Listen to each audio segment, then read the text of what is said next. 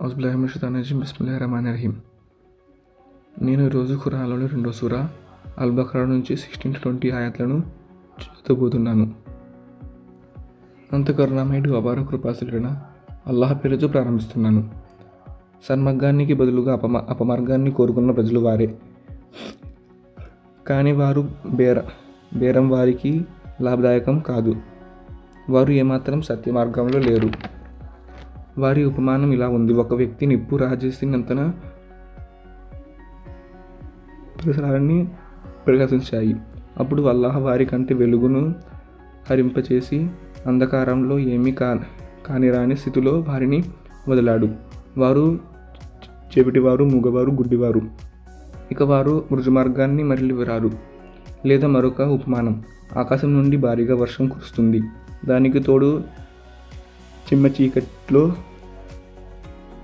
ఉరుములు, మెరుపులు. ఉరుముల భీకర ధ్వని విని మృత్యుభయం చేత వారు తమ వేళ్లను చెవుల్లో దూర్చుకుంటారు. అల్లాహ్ ఈ సత్య తిరస్కారులను అన్ని వైపుల నుండి పరివేషించి ఉన్నాడు. వారి పరిస్థితి మెరుపులు వారి దృష్టిని ఎకర వేసుకుపోతాయి అనే విధంగా ఉంది. వెలుగును చూసినప్పుడు అల్లాహ్ వారు కొంత దూరం నడుస్తారు, మళ్ళీ చీకటి కమ్ముకున్నాగా ఆగిపోతారు. అల్లాహ్ కోరితే వారిని వినికిడిని, వారి చూపును సంరక్షగా నశింపచేసేవాడు. నిశ్చయంగా ఆయన ప్రతిదీ చేయగల సమర్థుడు. దీనికి అర్థం ఏమిటంటే, అల్లాహ్ దాసుడు ఒక కాంతిని విరజిమ్మి సత్యాన్ని అసత్యం నుండి వేరు చేసి పూర్తిగా ప్రస్ఫుటం చేస్తున్నాడు.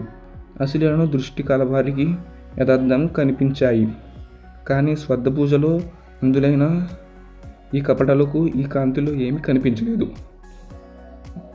మొదటి దృష్టి మనస్సులో పూర్తిగా తిరస్కరించిన ఆయన ఏదో స్వార్థం వల్ల కానీ ఏదో కారణం వల్ల కానీ ముస్లింలైన కపటలకు సంబంధించినది.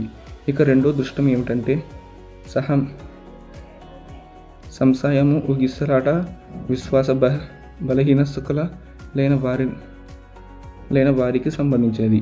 వారు సత్యం అంటే కొంచెం ఇష్టం కలవారే, అయినా దానికోసం బాధలను, ఆపదలను సహించేటంత సత్యప్రియత్వం లేనివారు. అస్సలాము అలైకుం వరహ్మతుల్లాహి వబరకాతుహు.